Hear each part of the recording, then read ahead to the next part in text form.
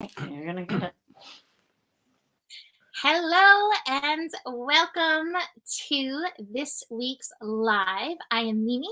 I am your host. I am the proprietress of Guy Blooming. I bring you daily astrology so that you can work with the energies. And I am here once again with Ryan and Nicole Oman. And this week we are going into the cavern of the heart. So get ready.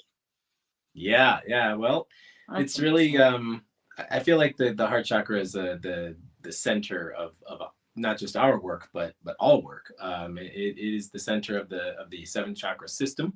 It's the bridge that gaps the lower chakras to the higher ones.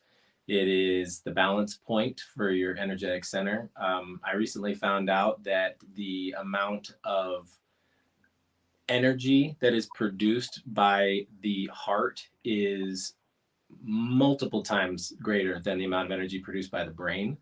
There's quite literally a measurable electromagnetic field that comes from the heart. Science is starting to catch up with this metaphysical idea that the heart creates this beautiful toroidal field around you. And we're starting to see evidence of that because science is becoming more refined. They're being able to find subtle things. And so before I go into too much more detail about that, I am Ryan, the co-owner of Guided by the Omans with my beautiful wife, Nicole. And I'm Nicole Oman. And so I'm a life coach and a healer. I also do tarot readings, which I have just opened up again. So if you guys need some support, me and Mimi are here to give you those readings for the beginning of the year. And I just want to warn you today that, I am in a very Kali place. And so I am going to probably be demonstrating the heart chakra in a form that is more of this very honest kind of tough mother love kind of energy. And what I think is funny with the heart chakra is we all think of this love as like, love is kind, love is patient, but love is honest. And love is strong, and love kind of has to be that thing that says no sometimes, or kind of lights the fire under our butts when we feel like just hiding under the covers. So you might get a very interesting Nikki today, but we'll see what kind of pops through. Well, let's begin with the meditation that Ryan has led us through every week, helping us connect to the chakra of the day. Thank you. Yeah, the heart chakra is one of my favorite places to connect to energetically because of the balanced aspect of it. I think a lot of people think of the heart chakra for purposes of love, and rightfully so, but it's also a balance point. And I think being balanced and centered is really the key to life, because if you can be balanced and centered, it really doesn't matter what's happening outside of you, because you are balanced and centered within. And that is the reason why the heart chakra is named Anahata, which means unstruck, which basically means that if you're truly centered and you're truly in your heart, then you're impervious. You're impervious to life's constant battles and chaos and all the things that it throws at you. So with the advent of the holidays and all the wonderful stuff that's happening right now and the economy and all that stuff, there's no better time to get heart centered, because that's the best place to hide when things get a little rough outside. Hide in your heart. And so I'm going to draw everybody's energy into the heart right now. So first and foremost, find yourself in a position where you can sit comfortably, but sit up nice and tall. Remember, your spine is like a spiritual or subtle energetic antenna. So you want to make sure that it is well placed to receive the energy and let the energy flow. Close your eyes, close your mouth, start to breathe through your nose.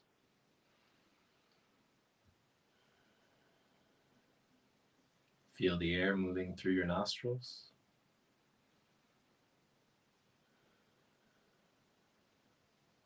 Feel the air move into your throat.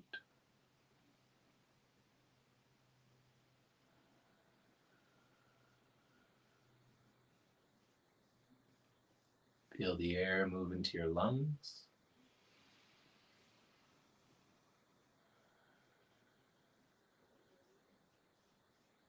Feel the air move into your belly.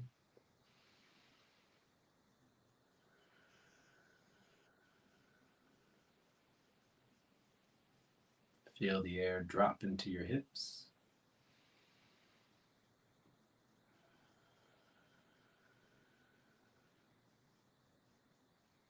Feel the air drop all the way into your base.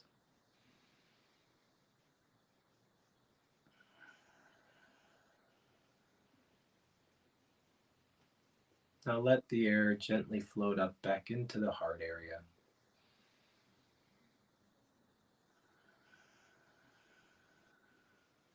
Feel your chest expand with your inhale.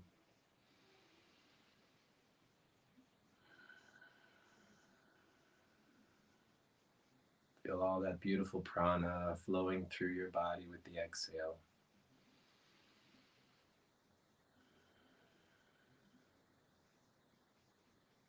Now imagine a small sphere of green light right in the center of your chest.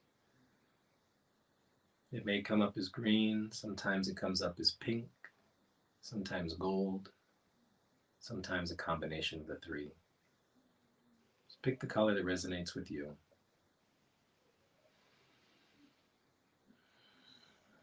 And allow your consciousness to drift into that orb. With each inhale, we're going to draw the energy in. With each exhale, we're going to inflate this orb, increasing its size.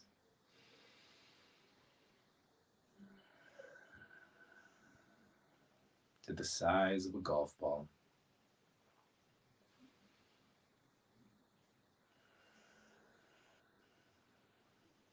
To the size of a softball.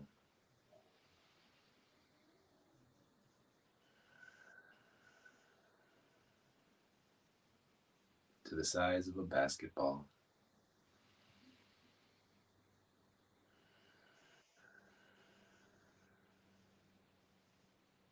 To the size of a beach ball.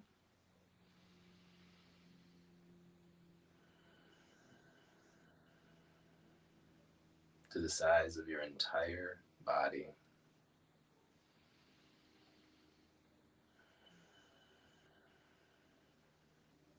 You are now fully encapsulated in this beautiful golden, pink, and green light, this orb of protection. And within this space, you are unstruck. You are impervious to the world's chaos, and you are ready to receive whatever your heart is open to receive.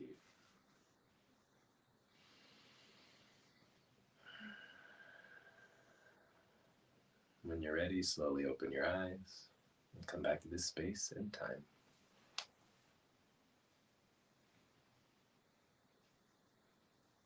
All right, that felt great. Thank you. Yeah. The heart chakra is just a great place to hang out. Great. I'm like, I don't want to come back. Can I just stay there through this broadcast and let you guys take this over? So I've been thinking about how to lead into the heart chakra, and I just want to, one of the key words that kept coming to me when you were bringing us through this was the word grace. And I feel like whether you're coming from a space of Kali or whether you're coming from a more lighthearted space, I think that's a word that can connect to the heart chakra so well, is the energy of grace. You use balance, but just to take it a step further, it's like grace, to be in a space of grace, no matter what's happening. So that was just what was coming through when I was feeding into that heart chakra energy. And as I look at 2023, the year ahead, as I've been doing these readings, I think grace will support us through several of our planetary shifts this year. That being said, I know, Ryan, you wanted to talk about the different forms of love. So do you want to lead us off with the forms of love? Yeah, absolutely. But before I do, I want to touch on that grace thing. Nikki and I talk a lot about leaving space for grace. And I think that's, basically just leaving the back door open so that God can sneak in and bring you gifts. Because I think we have a tendency as humans, because we focus so much on our intellect, we have a tendency to want to try to figure everything out. We want to try to check off all the boxes, and we want to try to make sure that everything is in order, especially masculine energy. we tend to really want everything to be organized in a way. Well, the unfortunate thing with that is if you organize everything in such a way that you think your intellect has got it figured out, that you're not leaving that space open for surprises, for gifts, for divine intervention. And I think that's super important, is to leave that back door open, leave a little crack in your logical perception of the world, so that God can come in and surprise you and give you gifts and take care of you. And that's a balancing act in and of itself, because sometimes when we get in a really bad spot, we lean on grace a lot and forget to take care of ourselves in a very practical way. But then we can do the other side, and we can be very practical and try to take care of everything and have all our ducks in a row, and then forget that there's a divine order to things, and that things don't always make sense, and things don't always, end up in a linear progression. And I feel like life is a lot of this oscillating back and forth between, leaning on your intellect and trying to plan, and then leaning on grace and trying to allow. And that's a balancing act that the heart chakra is a big part of. And then when we talk about the aspects of love, I wanted to. Oh yeah, go ahead. Yeah. Forgot that I had sent this. So I sent one of my friends and I have had an interesting year. And we've both struggled with dissatisfaction in certain areas of our life. And I saw this quote earlier this week. I love the gene keys. If you've studied the gene keys at all, I don't care which gene key it is, like dig in. There's so many nuggets of gold within the gene keys. So one of the gene keys for this week, a quote from it was, "Dissatisfaction is truly divine and contains the secret of grace." And so I think that kind of puts in what you were just saying. Like when we are finding ourselves out of balance or dissatisfied or whatever, that's where we can call in. That's where we can find this balance. That's where we can find that grace within our heart energy. And I also sent her a quote, one of my favorite Rumi quotes. I had made a meme of it when my father passed away and I was struggling. And this is the quote that came to me. And it says, "The light changes. I need more grace than I thought." And so when my phone's happy about this. When you're struggling with things, to call in that energy for support. That was my strength. Like that, remembering that quote, like I need more grace than I thought. I was, when my father passed away, I was struggling with my mom and her pain and everything. And that's what I need more grace than I thought. Basically, like I need more enlightenment than I thought I had at this point. Like pull in the grace. And it was that pulled me through that. And any other challenging situation, it's always been that grace that's able to get me through the eye of the needle. Yeah. Yep. 100%. There's no better thing than the grace. It's just so hard because there's these practical aspects of life, which, we have to take responsibility for those aspects too. And that's the first aspect of love that Nikki and I have been able to kind of correlate to the 7 chakra system, the Greek aspects of love, because Greeks used a lot of different words for love, kind of like the Eskimos have a lot of words for snow, because it's not just one size fits all type of a thing. And I think in Western society, we use the word love so ubiquitous that we forget that there's nuances to it. There's compartments, there's different territories, if you will, within love. And the first one connected to the root chakra is a term called pragma. And in Greek, pragma basically means practicality. It means commitment. It means, showing up and doing the work. And I think that a lot of times, and this goes back to the grace conversation, if there's an imbalance, we tend to want to either go fully into practicality and be like, you know what, grace isn't doing it for me, so I got to drop all that woo-woo nonsense and just put my head down and work really hard and get things done. And then on the other side of it, it's like, you're like, well, you know what, I don't really need to worry about those worldly things because I'm connected to grace, and grace will take care of everything for me. And again, it goes back to balance. Learning how to find, okay, where do I show up and do my work practically with commitment? Yeah. Which card is that? Harmony. Card, but I always think this is like that ideal balance between the mind and the heart. Yeah, definitely. Yeah. Well, and that's a lot of what we talk about in the journey of ascension, is this kind of connection of the two chakras, and that card displays very, very distinctly the connection with the heart and the third eye, and that connection there is really interesting. But the root and the heart connect with this practical love, this concept of like, hey, we got to buckle down and show up and do stuff, and then always leaving that space for grace to sneak in the back door. Well, and one of the things that also with the heart chakra, that what I correlate with the heart chakra is the aspects of the Ho'oponopono and the I'm sorry, forgive me, thank you, I love you. And the first step, I always say the first step of healing, the first step of anything is the I'm sorry. And the I'm sorry translates to taking self-responsibility. This doesn't necessarily mean you need to take fault per se on anything that is transpiring or whatnot, but you have to see your role in it.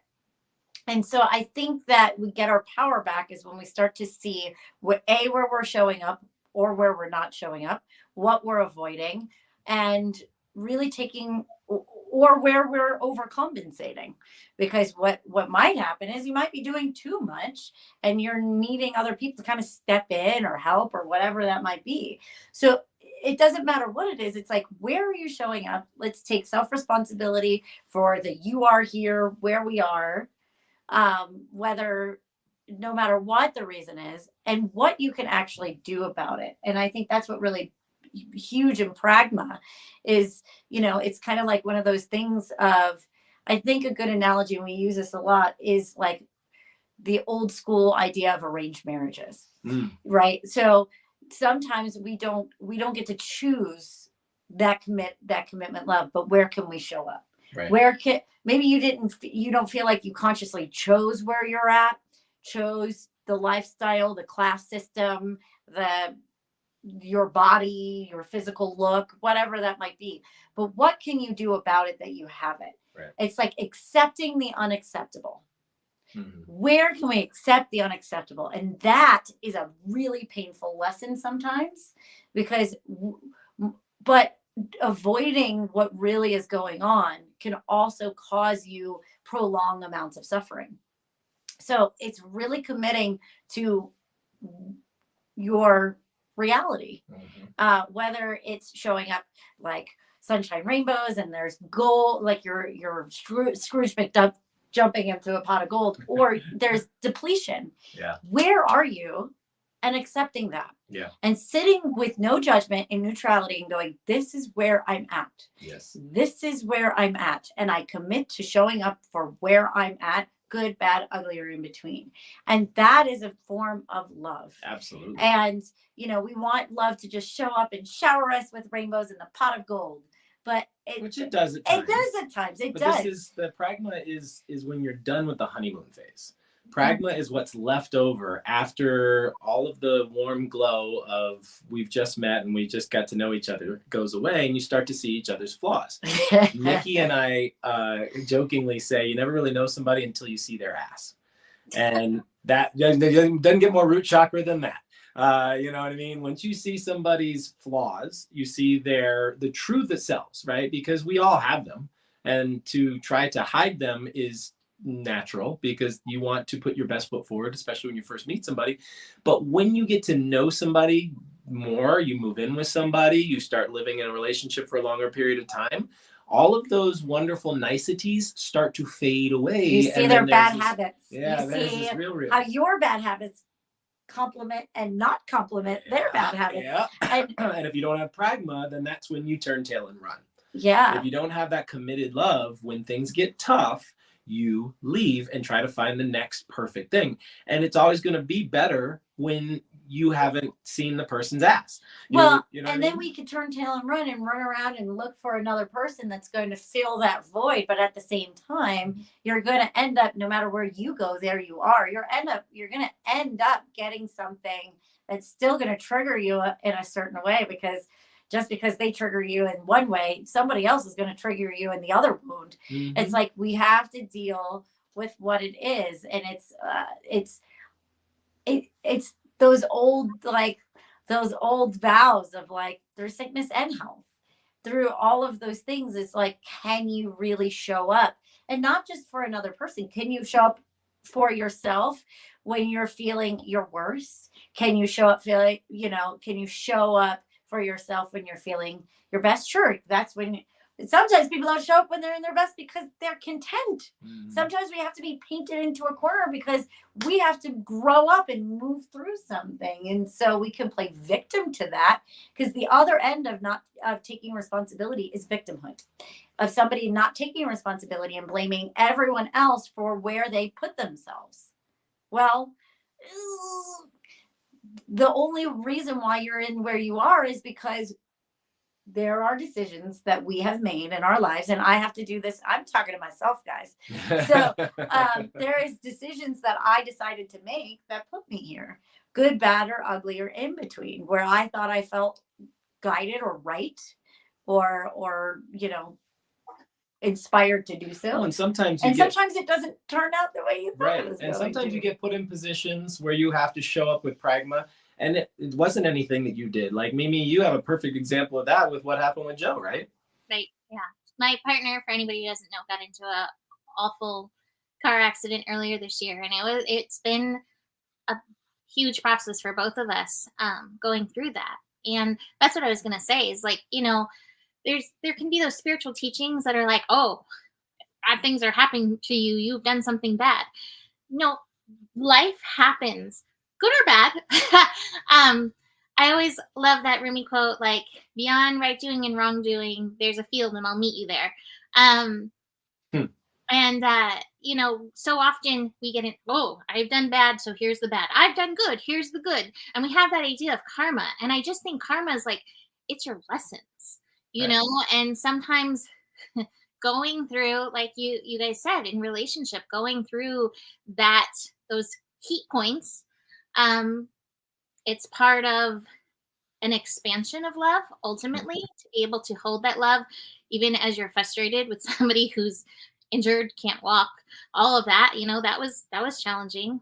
And it was part of my lessons, and it had to Grinch me. I went through the Grinch process, right? Of my heart growing 3 sizes. Like, I had Grinch process, and I was like, I don't want to have to do this for you. And like, I love you. Okay, here it is. Like, and it is I remember at one point, because he was using pee bottles, which for some reason in Mimi world, that was the worst, pee bottles. And in the scheme of things, like, he's alive. Pee bottles are not a bad thing, but dumping his pee bottles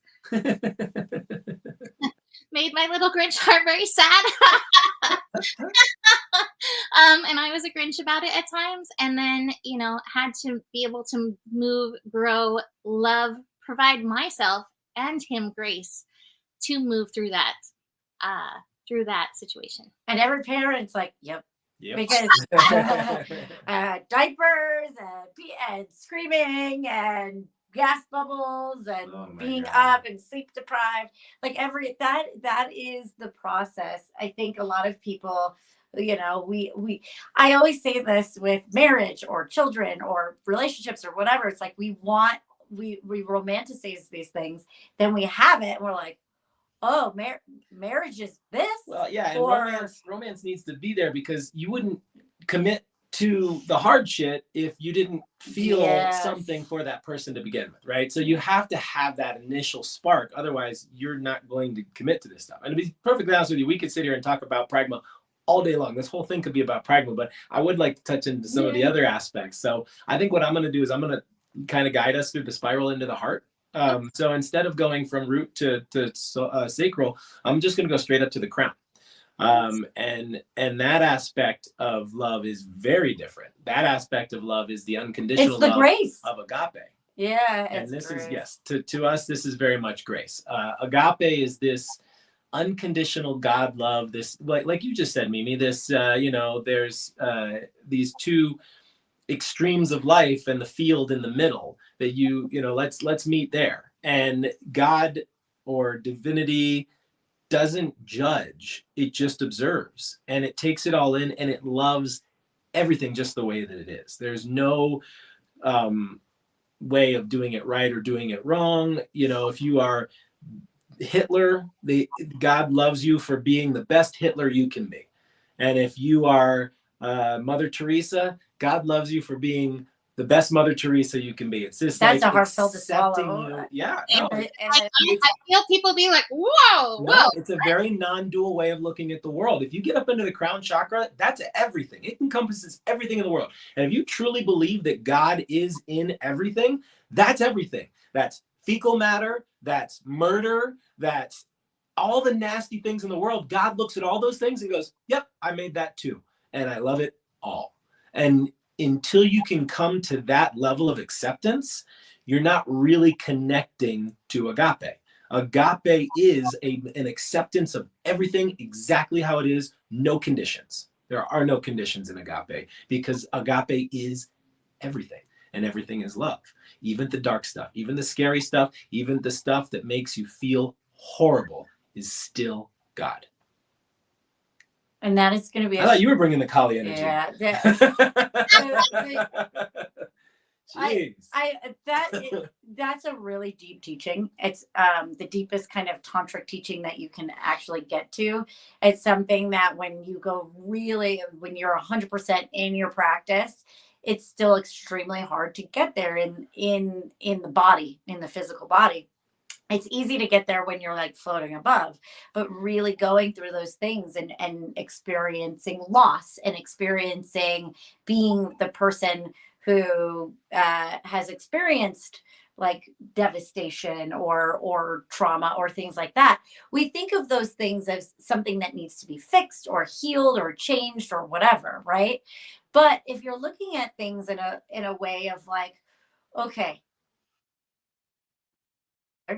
and we're all kind of affecting each other.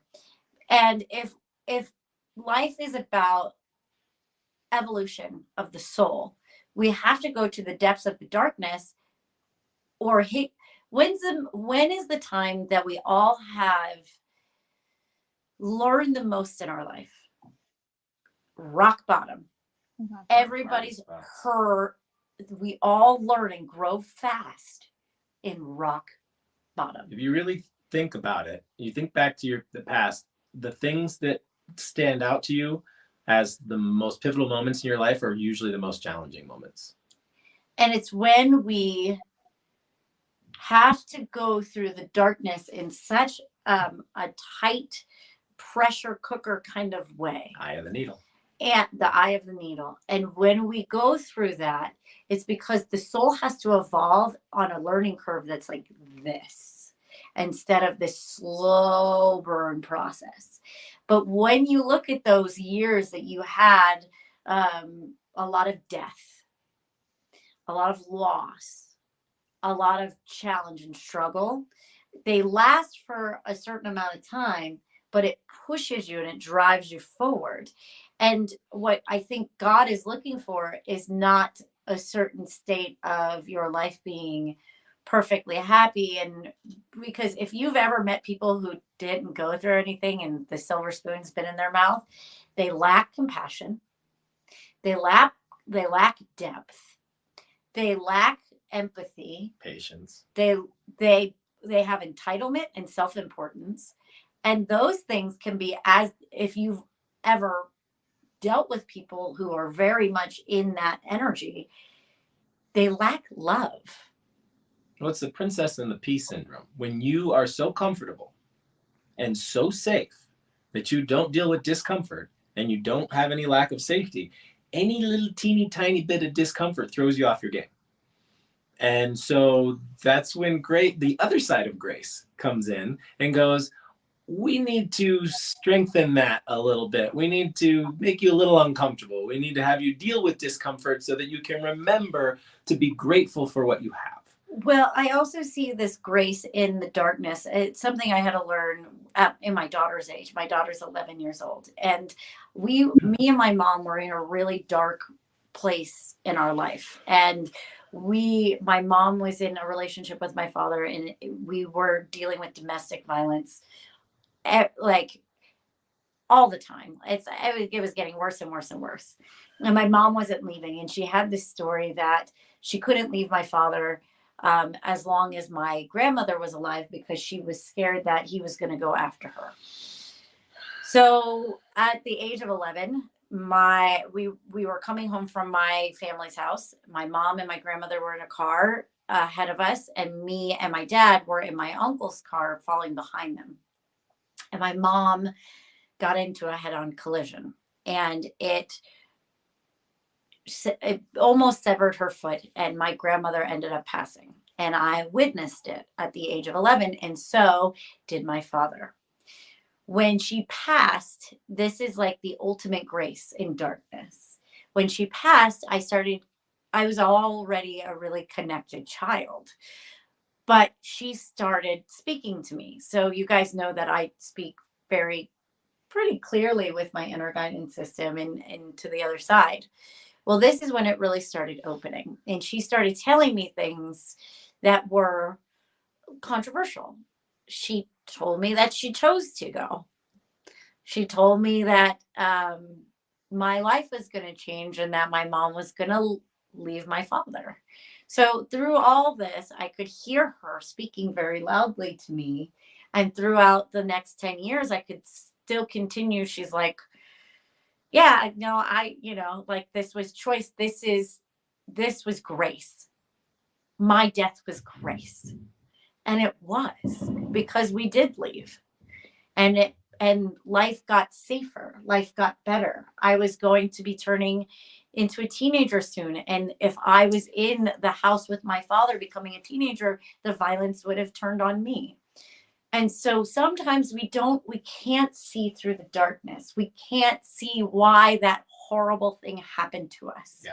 But if you rely on that grace, that higher perspective, that connection to source, you start to see that there are graceful moments in sacrifice, that there's graceful moments in loss. There's very much that Footprints poem about walking on the I gotta start crying just think about it.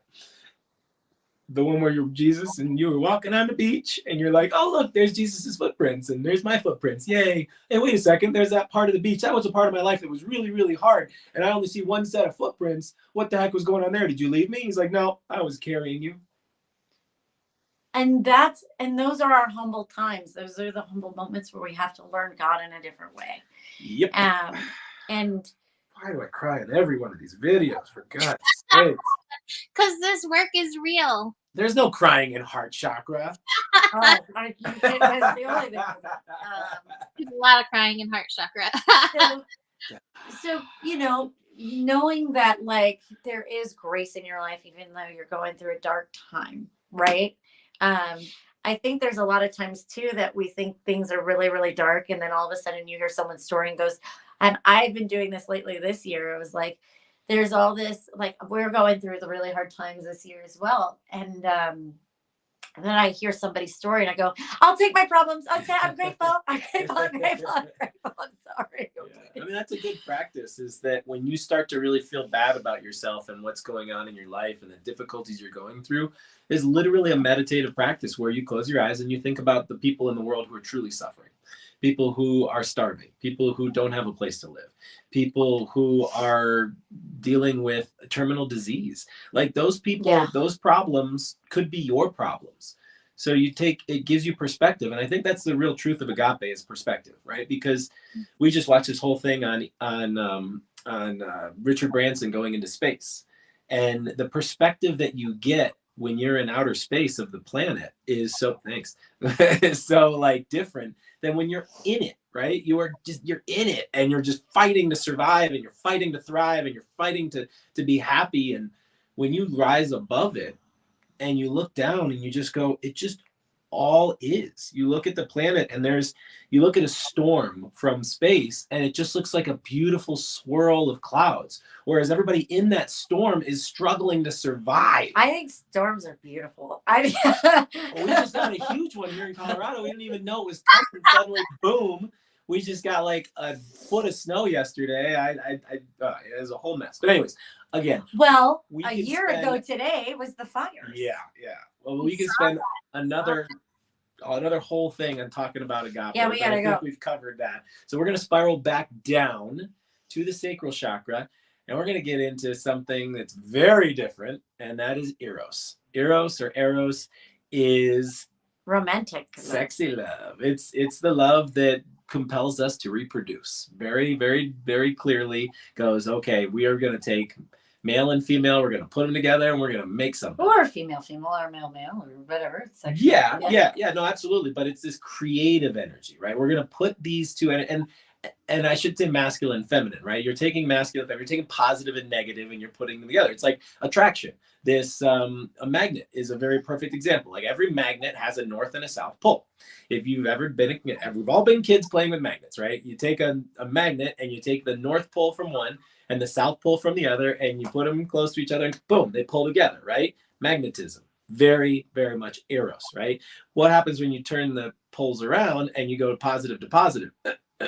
It doesn't go together, right? There's this energetic resistance of like not attracting like, but like repelling like, and the opposites attract, right? And a magnet represents that, and so does sexual energy.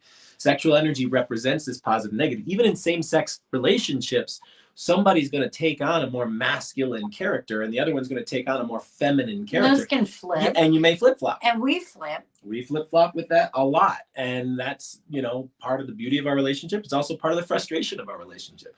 I think that a lot of times, because we've been socially conditioned to believe that the male is the masculine who has to do, create, and provide, right? And then the feminine is the receptive and takes care of the family and is more domestic, blah.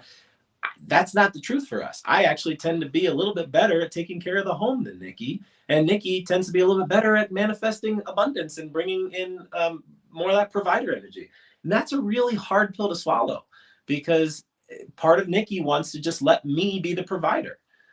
And I go out and fix it and I figure it out, right? And a part of me wants to do that. That masculine part of me that's just like, yeah, I got to be a guy and a man and go out there and kill something and bring it home. And that's just not what we have cultivated in our relationship. We've had to fight really hard to understand each other's differences in this category. And it's still a work in progress, because we're still struggling with that. But how do you deal with eros? How are you experiencing eros, Meme? That's a question. Yeah, it's very interesting, because Joe and I also have a very interesting balance. Like, I've been, heading up Gaia Blooming for years, right? And Joe has struggled through various health and physical disabilities the last few years. So I have been the provider. I have been the go out and hunt my lettuce person. I'm a vegetarian. So I'm not going to kill, but I'll go hunt my lettuce. Decapitating lettuce. I've been decapitating lettuce, shooing away the chipmunks, right? And when it comes to eros, I do prefer Joe to take that masculine energy, but it's hard for him, because Joe, prior to us being together, was a good provider, right? Like, for himself, right? He had a job and he was making good money, and he's gone through like a intense dark night of the soul experience. He's been in his suffering, finding grace, right? So it can be hard for him to show up in that masculine role when it comes to eros, because the world is saying, like, you're not behaving like a man in this. And so he's had a lot of worth stuff going on in that through our time together. Well, I'll say, from the masculine perspective, it's a little bit of a mind fuck, because there was a time period. I grew up in the 80s, and in the 80s, for the most part, men were men. Men did the men thing and women did the women thing. Over the past 30 years, those lines have been very blurred. What is masculine? What is feminine? It's very difficult to say these days. And we're still trying to figure that out. And I think the reason for that is because we're trying to find that sweet spot in the middle, that Ardhana Ishvara energy, that Shoshumna, where the masculine and the feminine unite in one. But in that in that process, we're losing our identities. We're losing the very clear masculine and feminine roles that were very comfortable for a lot of people. And when in the process, you are gaining things, you're gaining nuance, you're gaining subtlety, you're gaining compassion and empathy, but you're also losing these safe containers of roles where we can just fall neatly into one container and know what our role is and know what our responsibility is and be able to do that and show up, right? That's falling away from us. And I think that the masculine in particular is having a really hard time with that. I can say for myself, let's not say the masculine, let's say Ryan. Ryan is having a really hard time finding his balance between being overtly masculine and yet still embracing his feminine side and trying to find that balance in the middle. It's a tricky, delicate procedure, and it involves a lot of deconditioning and a lot of reconditioning, because once you've deconditioned certain aspects, you have to recondition what works for you now. I also think that there is a change in what we think masculine and feminine energies are. Exactly. I think there was this hyper masculine thing that was happening from the Kali Yuga and allowing like this like dominance of the masculine to be there. So there's this weird thing of having to redefine what the masculine is and what its role really is. It's not there to be the overlord, but like, how does it work in harmony? And then women have to reassess what that is, because we have something, and this might trigger some people, so I'm sorry, but I'm going there because Kali Ma Chakra Day. So women go into this idea of feminism, but there's nothing feminine about feminism. Sorry, it's just not. It's the feminine trying to be more masculine and demanding and like this is being feminine. If you look at it biologically, what we're supposed to be here, not supposed to be here, but one of our main assets is we are a portal of life.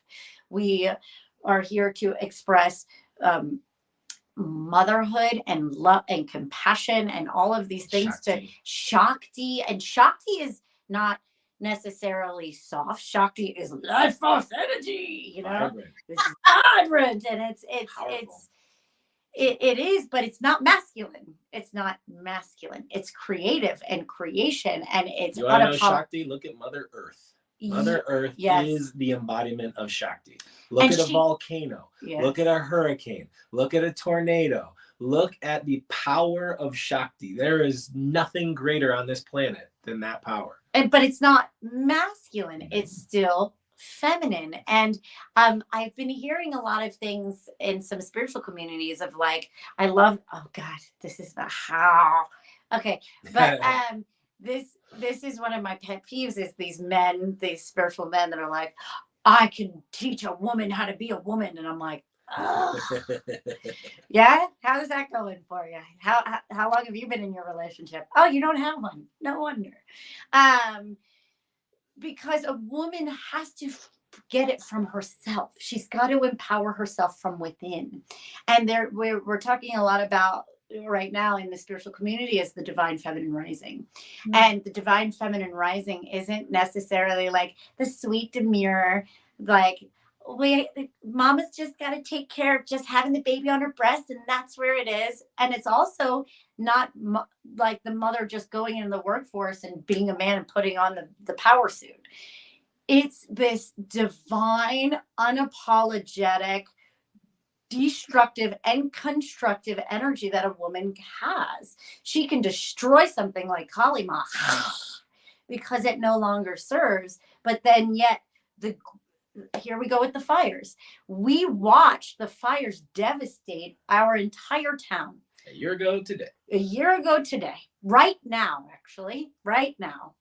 And we were sitting on the hill and we watched over 1,000 houses just go in flames. And you know what's really interesting? When we got back from that, we got back into our home, and by the time we were gone for a week, the sproutlings already started to poking through the soot of the black. You see these beautiful shoots of green already starting to come up. And you know what's not coming up? those houses, they're stuck in bureaucracy and all this other political bullshit that none of these houses are getting rebuilt. But nature's coming back healthy. She's happy. Mama's like, all right, I got nutrients. And so when we learn what the masculine and the feminine really is, the feminine is not demure. The masculine doesn't have to be suppressive. That's when I think we really start to learn what the divine, this divine Shakti Shiva learning together is.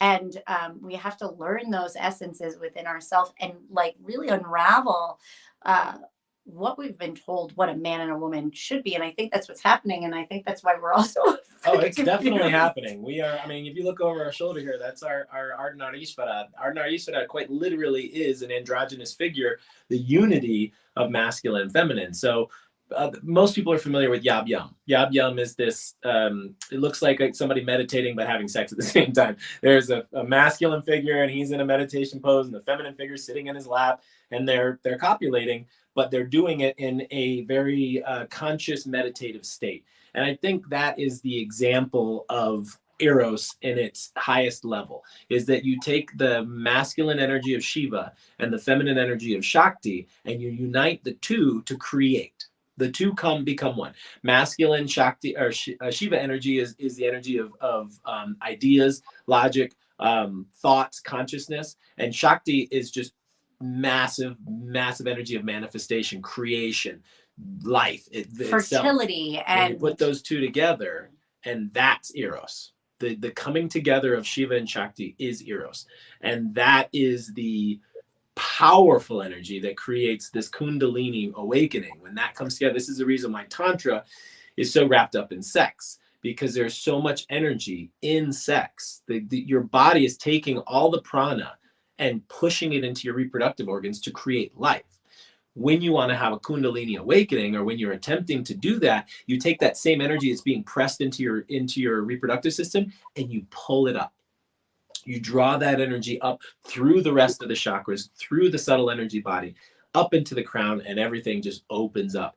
Because there's so much energy in this area that if it's reallocated to consciousness, to divinity, then it's a powerful conduit to that energy. But then it also has to freely be able to travel up and down like a freeway so that it can take this divine inspiration and manifest it into reality.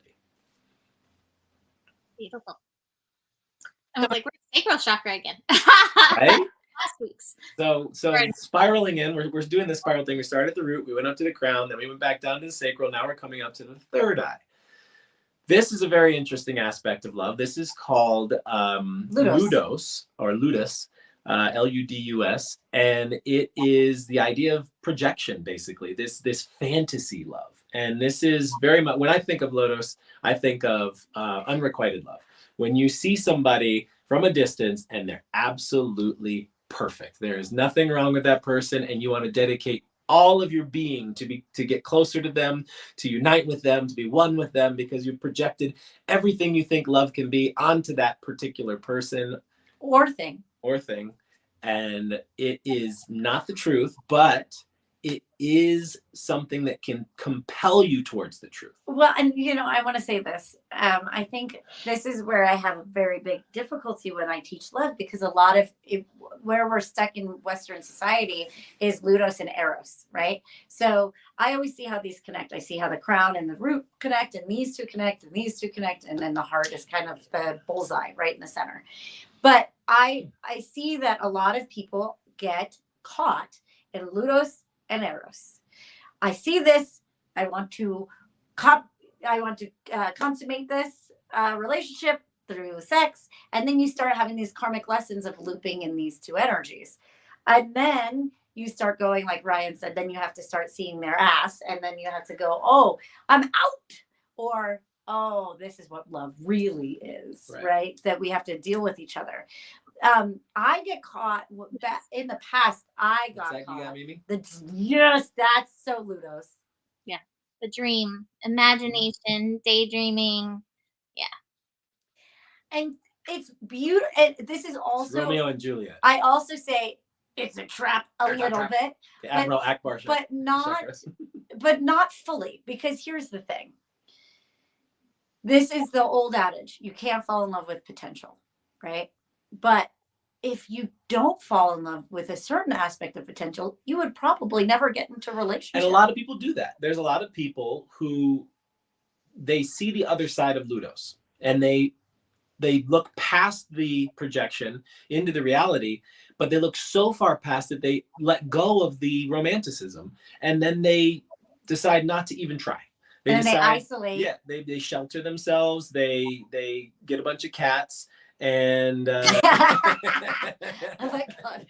and they project all their love onto their cats. No, I'm just kidding. But the point is that they or dogs shut down because they don't have enough Ludos, right? The fantasy to them does seem like so much of a trap that they're not willing to even try. And so just like all the other chakras, there's a balancing act here. If you fall too far into the fantasy realm, then you just go from relationship to relationship to relationship without actually solidifying something and learning the other lessons of love that we've been talking about. But if you don't have at least a little bit of Ludos, a little bit of fantasy, a little bit of excitement, a little bit of chemistry, you're never going to even try. You're going to sit there and become a spinster or recluse, and you're going to allow life to just pass you by because you don't want to take any risks. Or a playboy. And the thing is with this, you know, because I've gotten stuck in it, and it can be enticing. It's like I keep seeing that the anglerfish in the darkness, right? Yep. And it's like, oh, look at the pretty light, and it's like, ha! Yep. But still, we need that light in the darkness to get us out of, because I've seen so many people that don't have the light of hope or the light of potentialities, or even seeing their potentialities, their light of themselves. And so then you just get stuck in depression and sadness. Mm-hmm. And if you don't have the Ludos, if you don't have the flirtiness, the fun, the possibility, the joy of that like interaction, then we're kind of dead in the water too. We think of our sex organs as the things between our legs, but the biggest sex organ in the body is the brain. Because if you're excited here, that will follow suit, no problem. But if you're not excited here, that ain't going anywhere. And we've all been there. We've all been in a situation where we're like, the body wants to do something, but the mind is like, I'm just not there.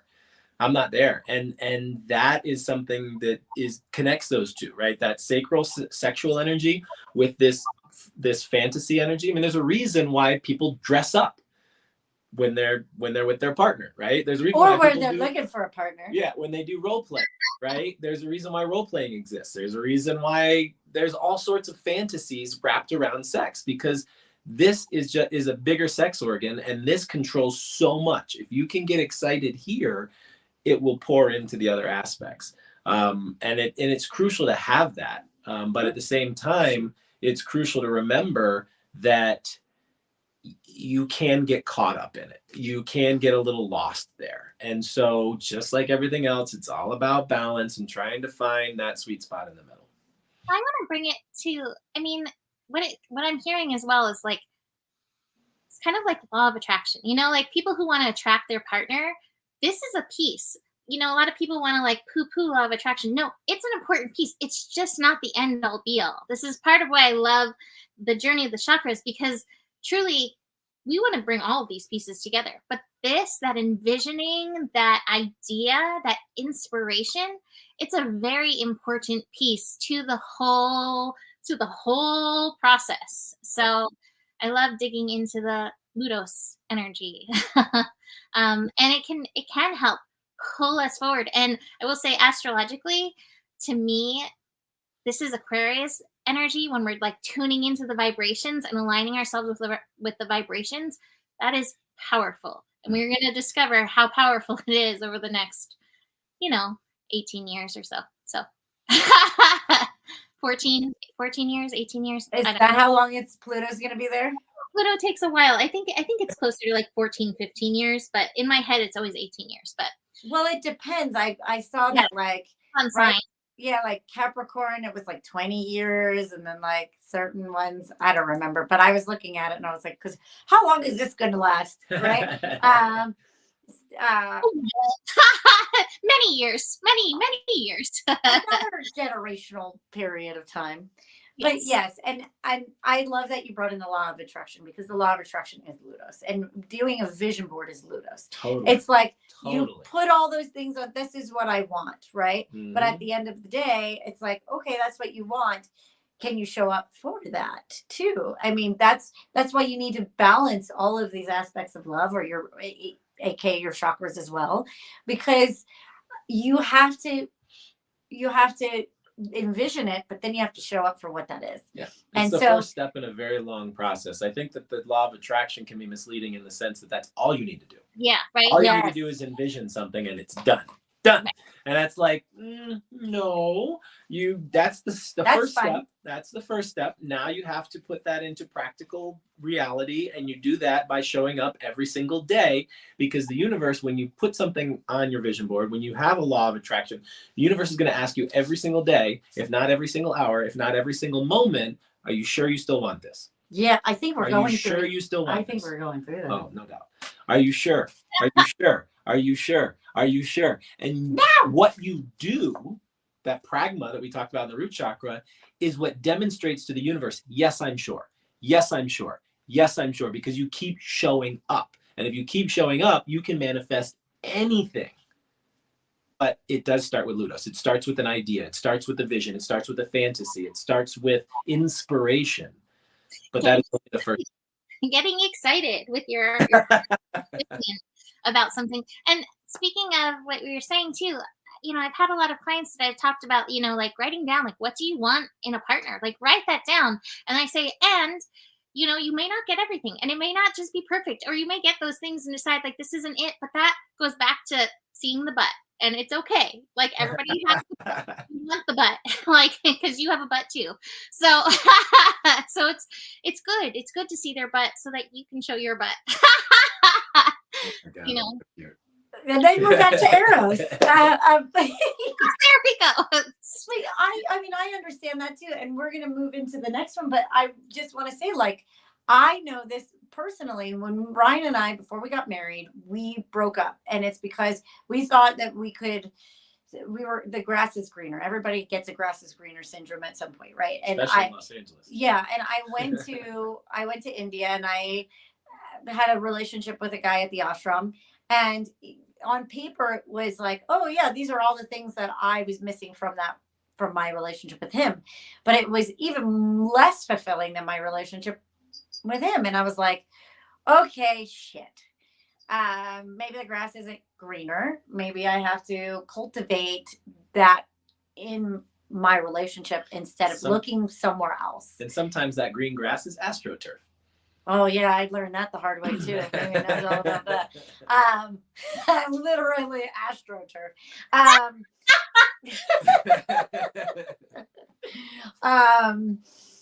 Where it's plastic. And you can't grow anything in plastic. But it looks good, and it's low maintenance. No, I don't think it's low maintenance. Oh, not this grass.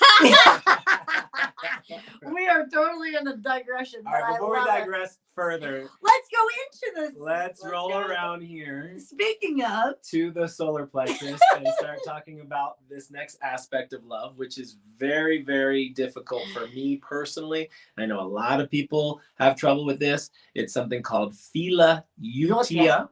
Phila Yutia means self-love. This is where you embody self-love. And man, this is one of those areas, and I've done a little bit of research on this. I'm not by any means a historian, but I'm kind of like an expert generalist. I know a little bit about everything.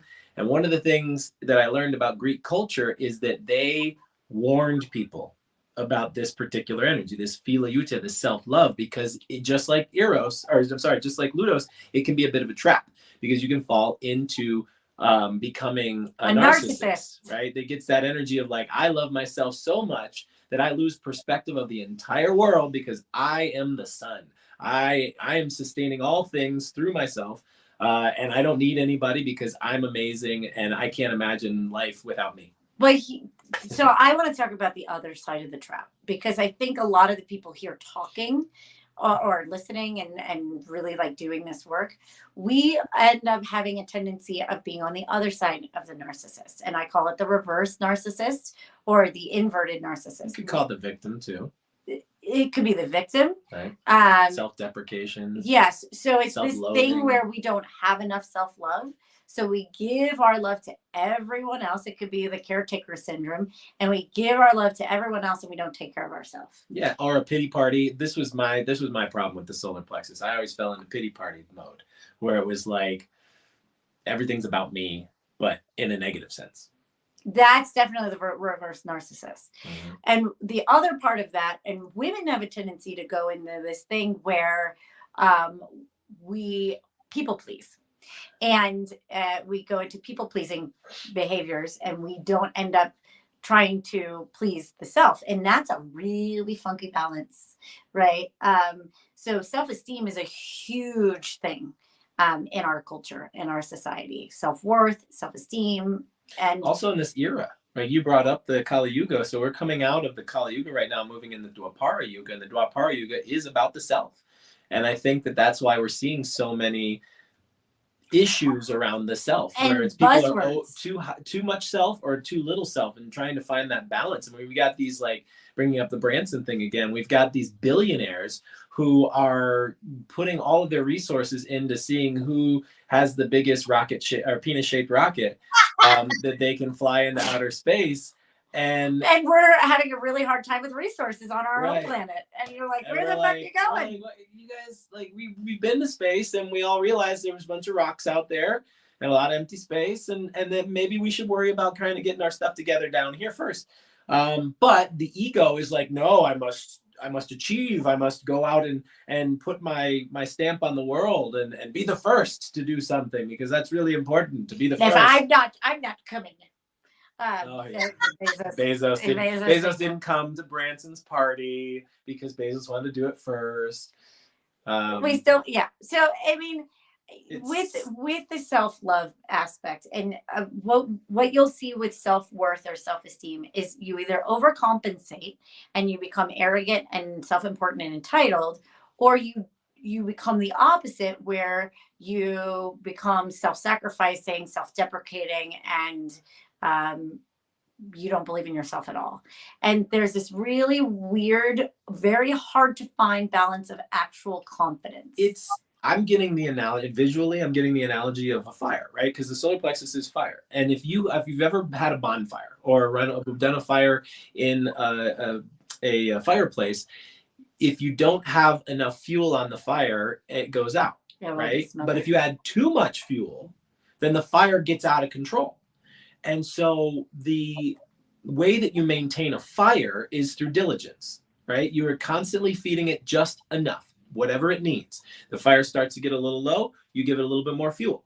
The fire starts to get a little bit high, you let it burn itself out and wait for it to calm back down. Then when it gets low again, you add a little fuel. So it's really a maintenance that keeps the self-love going. If you find yourself aggrandizing yourself, then you add a little humility, right? You add a little water, you add a little coolness, you cool down, take it easy. You're not that important, right? But if you start to become self-deprecating, oh, woe is me, everybody hates me. Now then you have to add a little log soaked in water, and you need a little, and if you ever try to light something that's soaked in water, you're going to need a lot more energy. You get a lot of smoke. But the point being is that the right fuel, so the right affirmations, in this analogy, affirmations would be a really good fuel for the self. Using the right affirmations that encourage with humility. So you want to be encouraged, but you also want to have a certain sense of humility so that you can find your balance, so that you can keep your fire going, keep your fire thriving, but not have it overtake everything and burn away everybody around you. You want to provide warmth for people around you. You don't want to burn them. Yeah. Well, this is huge. This is going to be huge for this year ahead, because we are going to have the nodes shifting, like I mentioned a few times, from Taurus and Scorpio into Aries and Libra. And the polarities of Aries and Libra, Aries is the I am and Libra is the we are. And the thing is like, loving yourself and knowing like who you are and all that, that's so important. And that's where the North Node energy is going to be focusing. And yet with the North Node, we want to use the South Node. No one wants to be here alone. I don't think I wouldn't want to be here alone, right? Like relationships, connection is so important, you know, and can feel so much in our lives, good or bad, I don't know, but like can feel so much in our lives. And so keeping that in mind, to stay in that balance, like, you know, like, what is it? I have so many things going in my head right now, but there's somebody who I follow who says, yes, you are like the center of the universe. And so is everybody else. Like remembering that, like your energy, your light, it is so important. And it is no more important. Like my energy is no more important than Ryan's or Nikki's, like in this, or any of you who are actually watching. We, you know, in order for this to be something, you watching is just as important as us showing up, right? And so keeping in mind, like this is all so beautiful and intertwined, and being able to like hold good perspective, to go back to that word perspective about this, is really important. And I think to also go back to what you were saying about the suffering, you know, when we become kind of too big on ourselves, a lot of times the universe will be like, I can still drop you on your ass. Like, no matter where you are, you can be a billionaire surrounded by people and money and all the security in the world, and you can still fall dead from a heart attack if that's what happens, right? And there's no way to safeguard yourself from your life. Humanness. Just being. Yeah, life happens. And I think that you brought up a really good point, and it keeps coming back to the balance thing, is it like, how do you make sure that you are important, but you're not over important, right? How do you have self-care and self-love without losing the fact that you're part of a bigger picture, right? And that's the delicate balance of this particular energy, is like, you are so important, but so is everybody else. And you are unique and amazing, and so is everybody else. You are God. You are literally a manifestation of God. And so is everybody else. You know, and like, what a crazy, I mean, we have it in our nomenclature. The word namaste quite literally means the God in me, I'm God, and I see you because you are God, right? And that is the epitome of self-love, is it recognition of you as a divinity, but also recognizing the divinity outside of yourself. Also, this was a quote from this channeler, Bashar, this channel, and he would say, we are one. As an individual, we are one, and we are one, and we are all connected. So it becomes one of those things that, if that golden rule, take care of yourself and then take care of your neighbor. And then, yes, take care of, you do have, especially it's tricky, because if you're leaning towards the narcissistic, start helping people out and get over yourself, right? Like, sorry, but love you, but yeah. But if you're like over giving, take a step back and go take care of your body, take care of yourself, rest, rejuvenate. You don't have to deplete yourself to help others. Sometimes you have to take care of yourself, that oxygen mask over yourself, before you put it on anyone else. Yep. So you have to find where you are on the map, and decide, and really be honest with yourself of, oh, yeah. And the hardest one to do is the recovering narcissist, because somebody who has been self-depleting, yeah, that's really hard to take care of yourself. It is. But to a narcissist to admit that they're being self-important, that's kind of funny. It's a long drop. It's a fall from grace. Mm-hmm. And you know, I mean, you just got to be honest with yourself. Well, and you guys bringing up the idea of taking care of others is a perfect lead in to our next energy center, which is the throat chakra. And the aspect of love here is called philia. So we had phila eutia. This is philia, as in Philadelphia, as in brotherly love, as in taking care of your community. This is love for those around you. This is love for your community. This is love for all mankind. This was something that the Greeks were huge on. They were, I mean, to them, there was nothing more important than taking care of of the community. This is the reason why they developed democracy, because they realized that the community as a whole was more powerful and more important than one singular person, one singular entity, one singular aspect. So they put a lot of energy into this philia. And then when the United States was created, the first capital that we had wasn't in DC, it was in Philadelphia.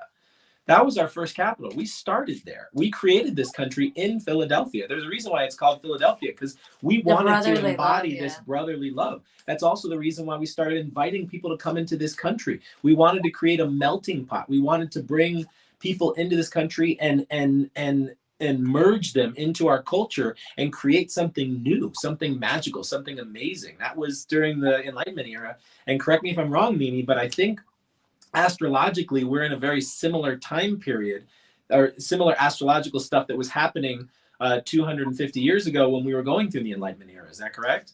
Yeah, well, yeah, like the United States is going through its Plutonic return. So absolutely, we're in that. We're right in that now. Yeah, right. Like literally today, we've gone through it a few times this year, but literally today we are in. Nikki has a Pluto aspect here. So does my poor Joe. He is feeling it too. Oh, is he 27 degrees too? His sun is 27 degrees. And so Pluto's in an inconjunct. So a lot of Joe's health stuff this year has been Pluto being like, okay, we're going to empower you, but there's going to be some challenges. There's going to be some suffering in your empowerment. So Pluto's a tough planet to dance with. Like it is not, I always say to everybody going through Pluto transits, like if you want to know that Pluto's a planet, let's just go through this Pluto transit consciously. And I have just held people's hand going through their Pluto transits because I've gone through some of mine and I'm just like, 5 more days. It's an intense thing. So 12 more days. There you go. We who live in the United States are all experiencing this to some extent, going through a power up, level up in regards to each other and the social. It's in Capricorn, so the social structures of things. We are all feeling this, but those who have like 27 degrees, like Nikki and Joe, are really feeling. Look at your chart. Do you have something 27 degrees? You're getting Plutoed right now. Yeah. Well, and you know what's interesting about Pluto? I'm going to nerd out for you for a minute here, because you mentioned Pluto being a planet, right? And there's all this controversy on whether or not Pluto is a planet. But I don't think that's all that important, because Pluto is a representative. Pluto represents the entire Kuiper belt, right? So we have the huge belt of asteroids, and Kuiper belt might not be the right one, because I know we have another belt of asteroids. It's like between Saturn and Jupiter.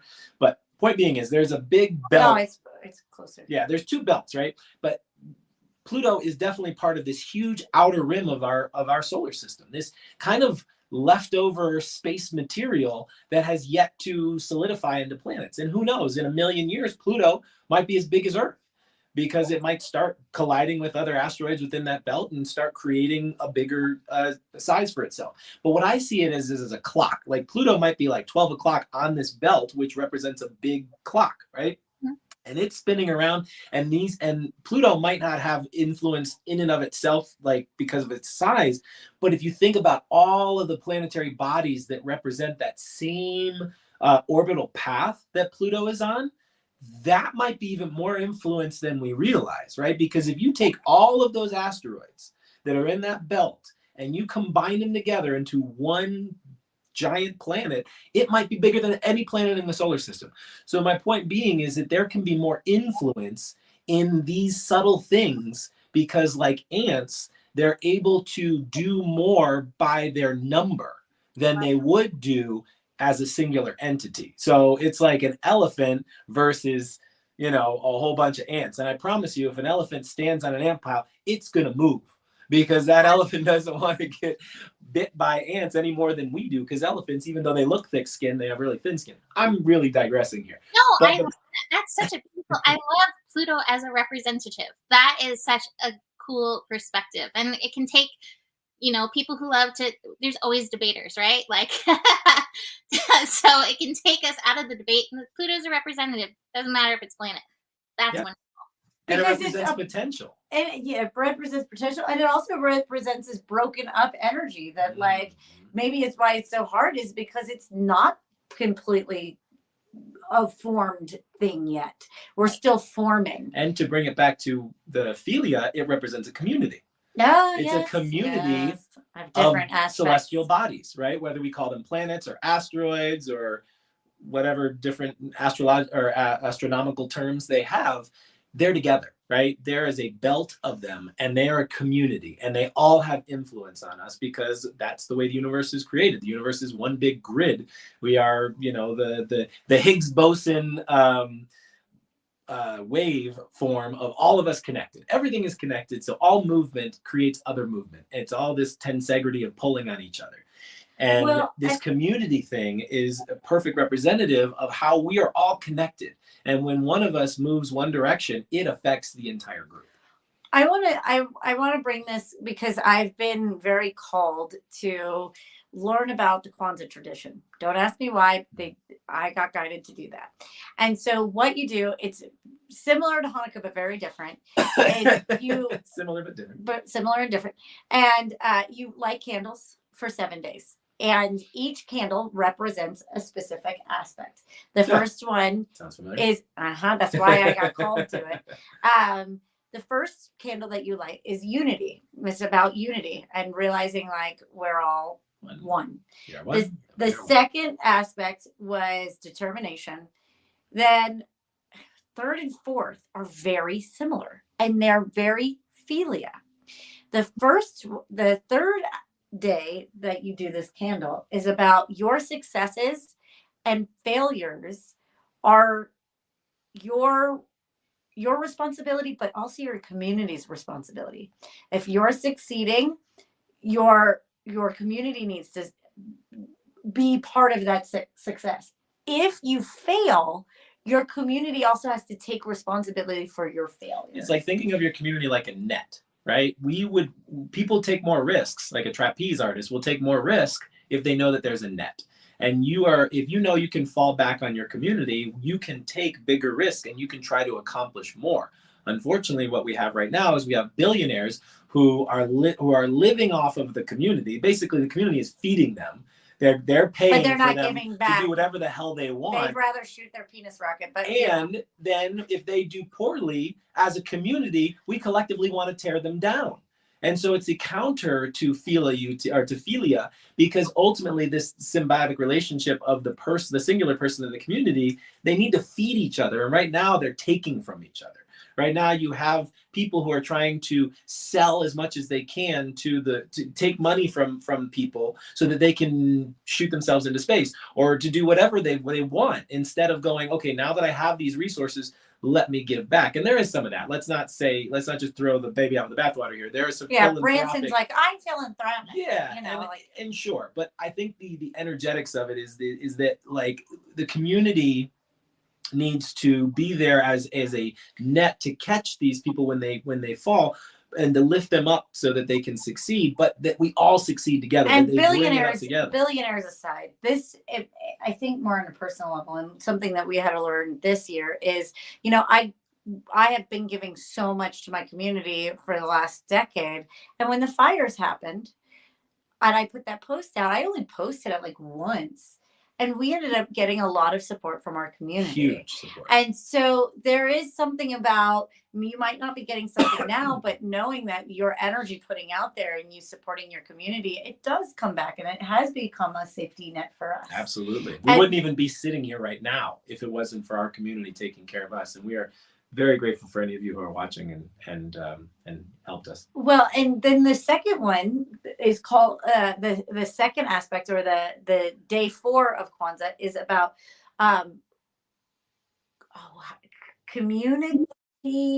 cooperative economics. That's what cooperative economics. There's an idea. Yeah, so it piggybacks on like your successes and failures of your community's problems and also responsibility, right? But this cooperative economics is that we all feed each other. Like if the community's healthy, the individual's healthy. If the individual is healthy, the community's healthy. And what I think is really beautiful in an age that we are so like American dream here of like, you take care of yourself. That's it. You take care of your own. That's going into a very self-important and entitled way, and we become really isolated.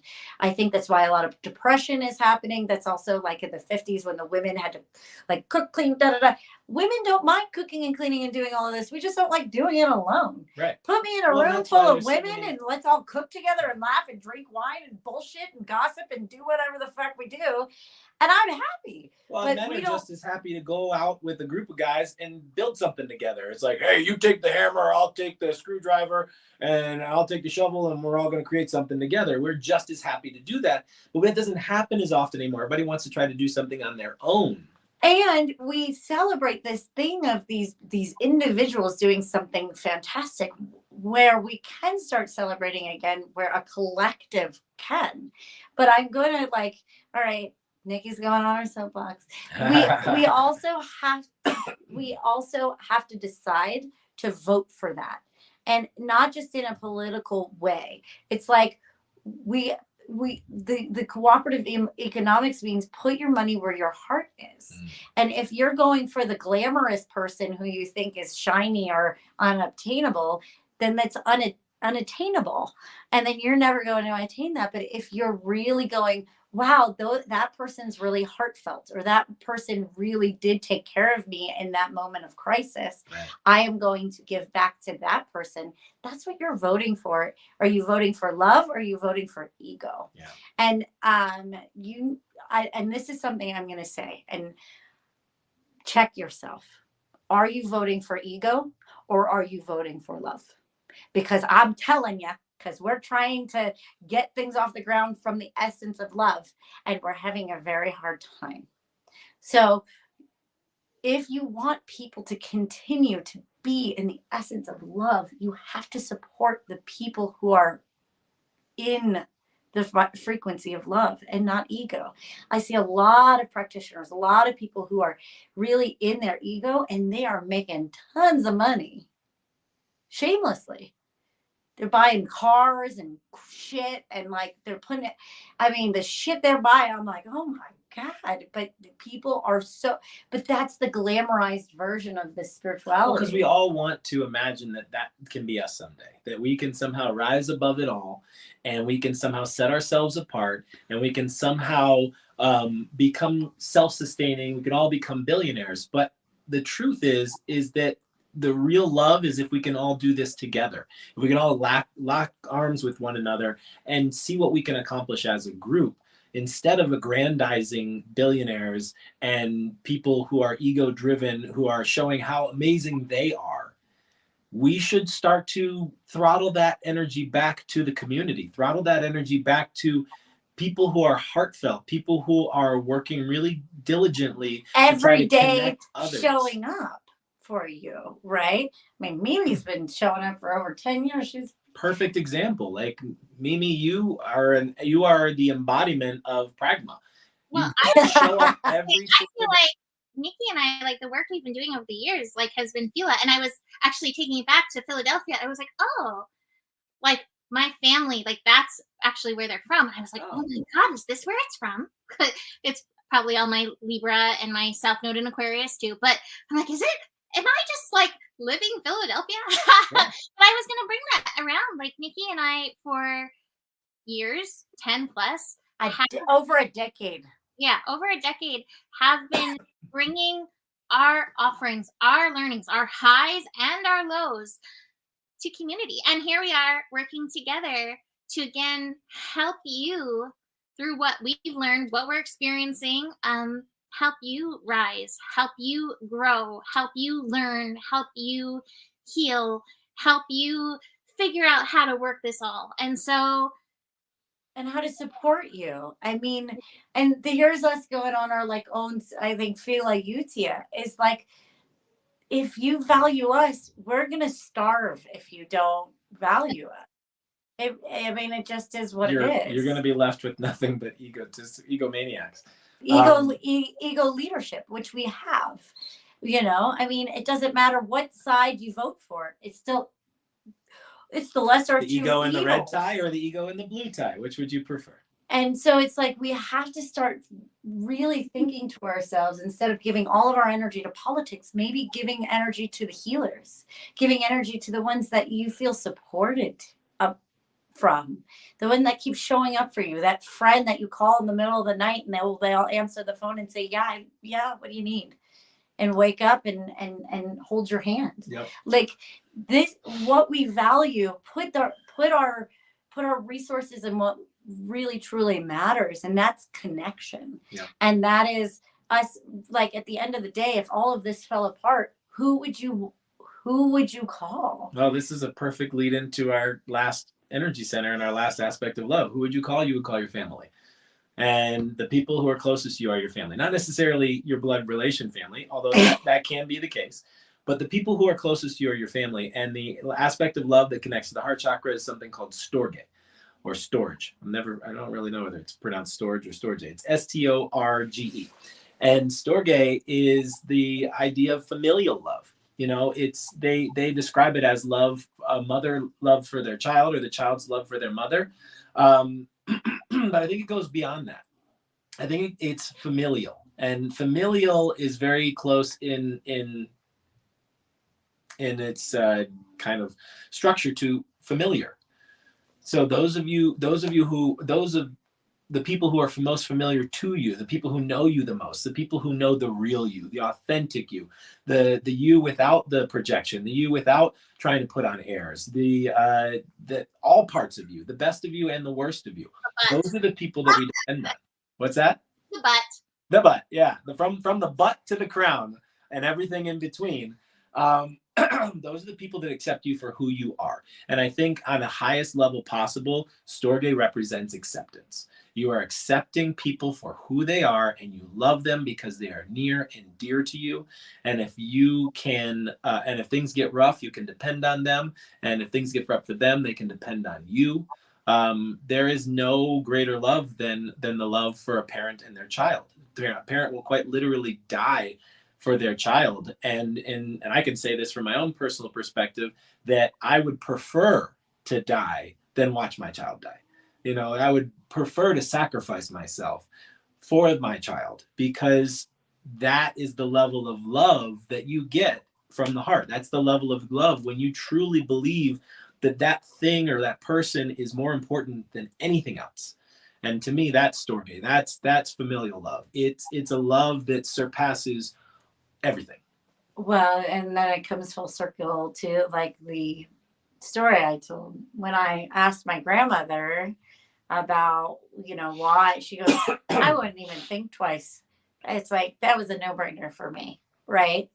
It's like she knew that by letting go of her life, she was giving me and my mom a life. And that is a love. That's the Christ-like love. Sacrifice. That I think we lose it because in the martyrdom. And it's not about martyrdom. It's about unconditional love in action, Mm-hmm. I thought this was a great time. This Leantra posted this question a while ago, but I didn't mean to interrupt you by posting it. No, go ahead. But I think it's a perfect time. What is the balance point to being less reactive to people who are nasty and still trying to uphold boundaries in the name of self-kindness? Like how, I think this is perfect for Kali energy, which may have been she asked it a while ago, but I think this is a good question because I think we all struggle with that. Like, how do I stay in my heart and yet still be like, and that's not okay, Well, I mean, I don't think there's an easy answer to this. I think it's more of a practice. Mm-hmm. I think it's more of taking things on a case-by-case basis and making sure that you are looking for the center point, looking for the balance point in the interaction itself. So instead of making a general statement about people behaving poorly and how to love them anyway, it's more about going, okay, well, let's pick a particular moment and say, okay, let's say it's somebody cutting you off in traffic. Okay. Mm-hmm. What you can do is you can react to that person cutting you off and take it very personally. That person cut me off, which put my life in jeopardy. And how dare they, right? But you can also go, well, maybe that person is dealing with something really crazy in their car. Maybe there was a bee in their car, or maybe they are, you know, late for work and they're driving really fast because they might lose their job. You don't know what my point being is, you don't know what their life is, right? You don't know what's happening in their life. But if you knew intimately what they were going through, you would have much more compassion for how they're behaving. And there's a good chance that if you were put in the exact same position, that you might react the exact same way.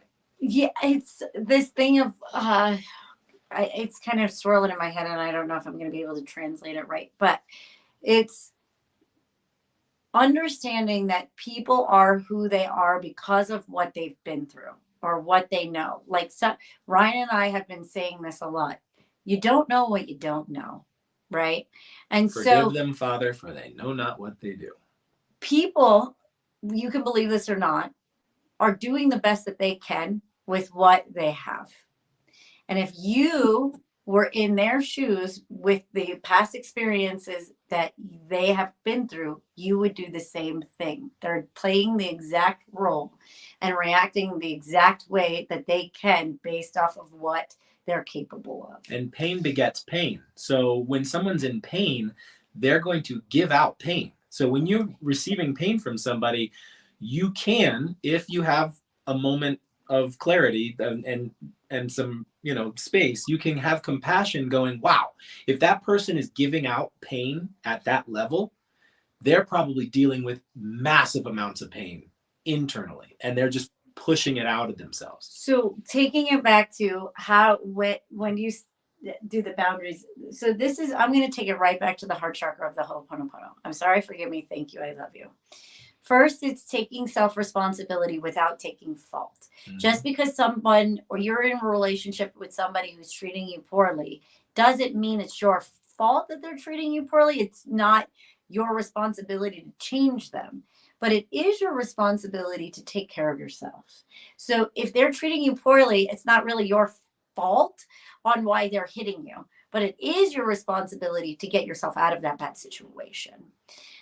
Then once you really take responsibility on what your needs are, then you can go into the state of forgiveness. And I always warn about this. So our activations have this simply in the heart chakra one, the heart chakra activation. But when you forgive somebody, this is very interesting that a lot of people have this kind of mushed, like kind of convoluted. Forgiveness doesn't mean that you need to let them back into your life or you're making whatever they did okay. When you forgive yourself, it doesn't mean your past things were okay. What you're saying is you're letting go of the past and you're allowing yourself to soften the attachment you have of what that made it mean for you.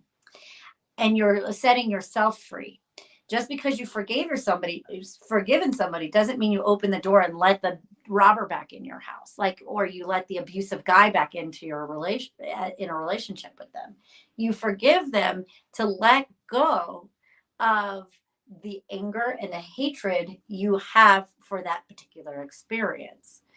And so forgiveness is medicine for you. Yes. Not for them. I think people get confused thinking that forgiveness is somehow a gift that you're giving to somebody. Like, here, I'm giving you my forgiveness. Aren't I great? Aren't I just an altruistic person? I'm amazing. No, forgiveness is, I don't want to hold on to that. I'm not going to hold on to that anger. I'm not going to hold on to that resentment. I'm not going to hold on to that shame or guilt. Or fault. I'm going to let it go. I forgive them, and I, in turn, forgive myself. And forgiveness of the self is the biggest leap of faith that we can have, because it's really hard to forgive ourselves for putting ourselves in a certain situation that wasn't healthy. But it doesn't mean just forgiving them puts you right back into that state. Forgiveness means that I've learned my lesson. I'm going to let that go, and I'm going to show up for myself and others in a way that's in more harmony with myself and with love. And once you release that burden, then you can open yourself up to gratitude, which is the next step in the Ho'oponopono, the thank you part. Thank you. Thank you for teaching me a lesson about humility.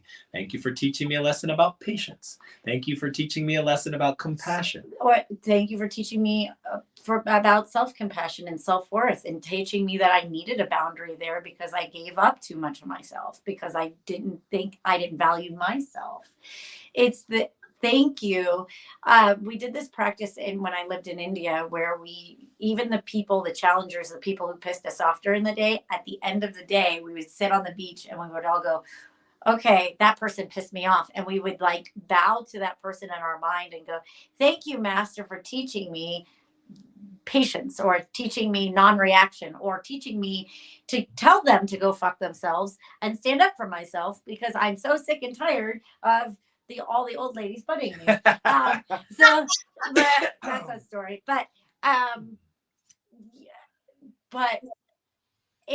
it's being thankful for the masters and the challengers of our life, and realizing in that humility that each person, each interaction we're having is here for us and not against us. It's not happening to us, it's happening for us. And that's saying thank you for that, is really honoring the process that you're going through. And then the final stage is love.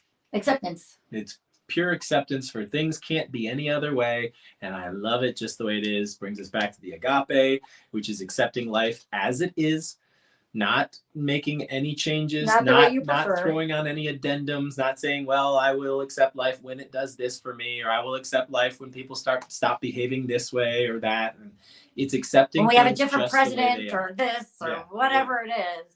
We suffer when we reject the moment. We suffer pain within life. Pain is inevitable. We're all going to experience pain. You're not going to make it out alive. Sorry, spoiler alert. But we can minimize suffering. Suffering is the attachment to our own expectation. Also the attachment to it being something different than what it is. If you are trying to attach to an idea of what you think life should be, or your life should that be, attachment is going to cause you suffering. Or where you should be, or what you should be. Stop shitting on yourself. Accept yourself exactly the way you are, because you can't change anyone else at the end of the day, and you can't avoid life happening, but you can honor it, and you can have reverence for it, and you can honor yourself for having to go through it. And that is the depth of unconditional love. It's not sitting above things and going, oh, look at how just like watching a movie. Unconditional love in action is getting hurt and deciding to love anyway. Beautiful. Well, we've come full circle. Yes, right? That was full circle. I just want to say what's so fascinating and what I love so much about the heart is, like, you can see how much through all of this process, how much weaving there is through the chakras. And I want to just take this to the I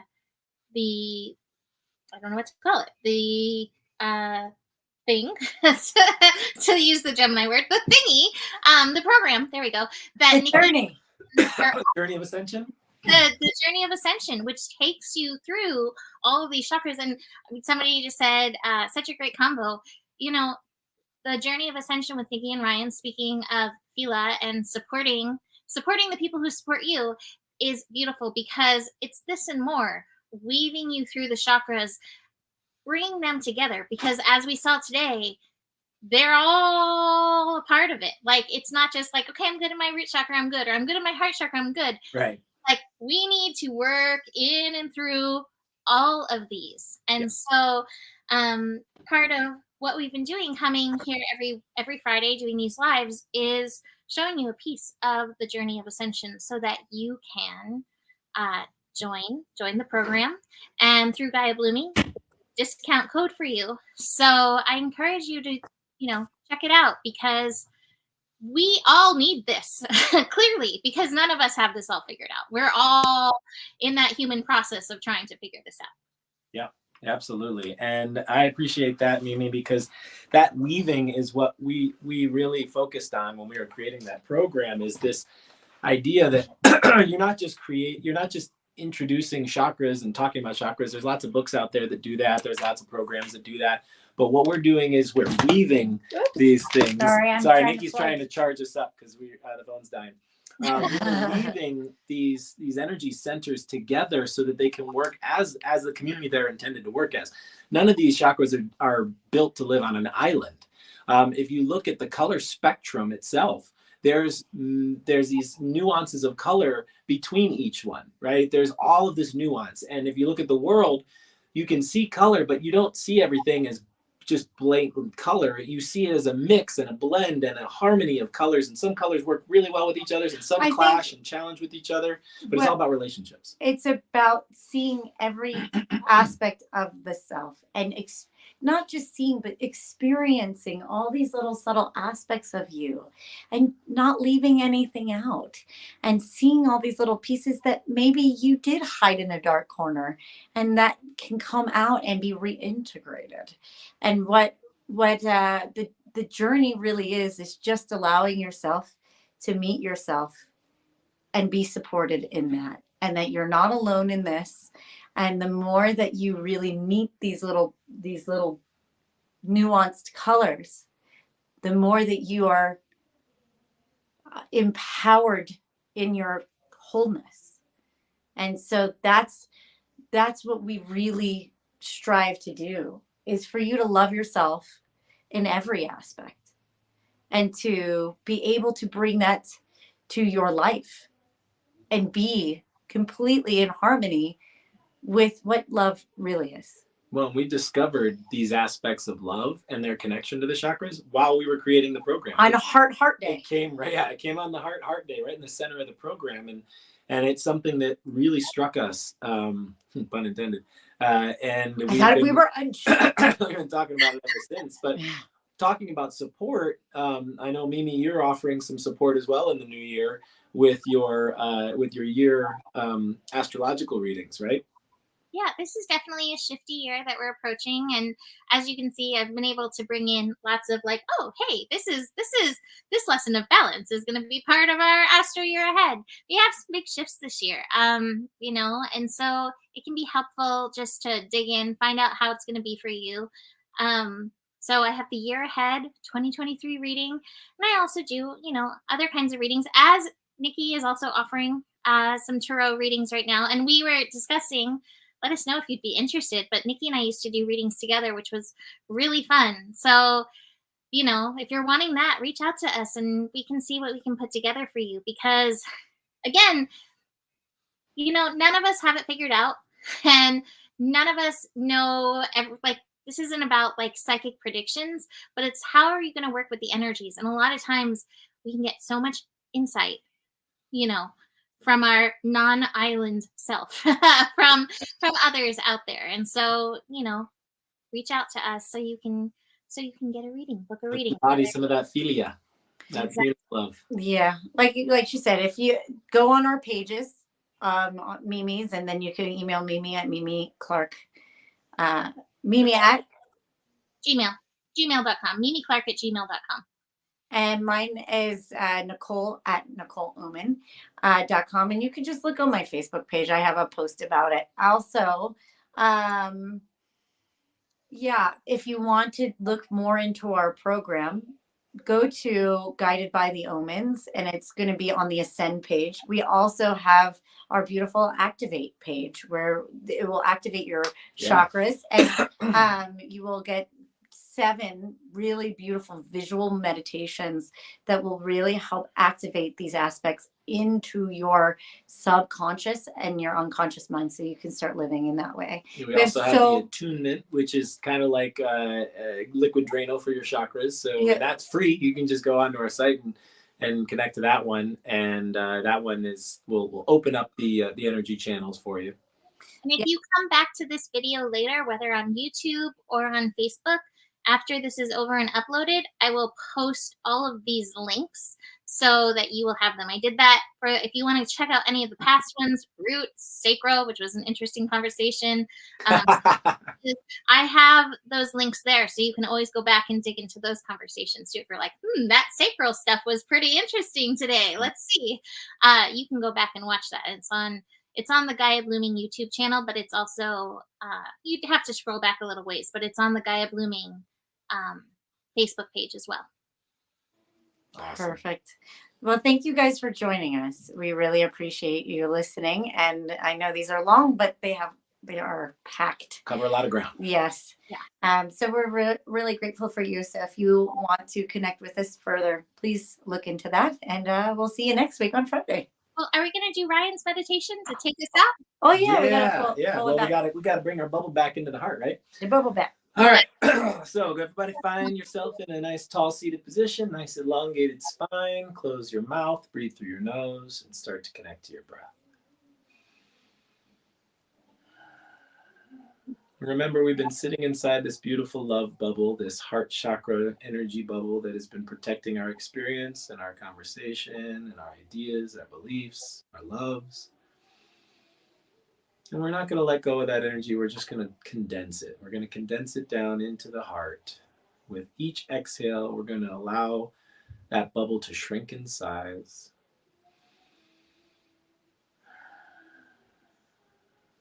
To the size of a beach ball.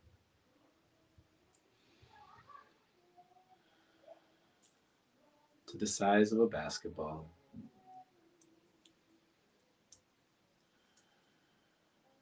To the size of a softball.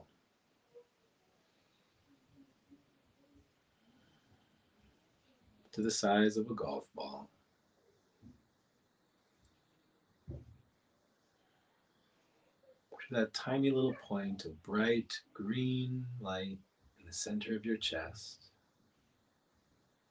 And just allow all of the love that you have for yourself and others and for this entire universe just reside there in that spot right in the center of your being. Thank you, thank you, thank you. When you're ready, slowly open your eyes, come back to this space and time.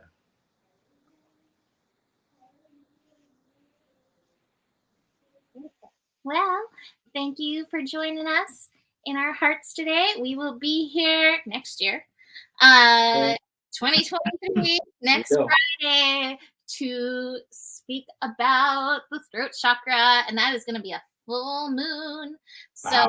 to be some interesting energy. So join us next week for that, and go check out the links. Like I said, I will post them under this video once we are finished. And have a beautiful holiday weekend. Be safe. Check out my video because there's some interesting astro. So check out Friday's video so you can tune into that.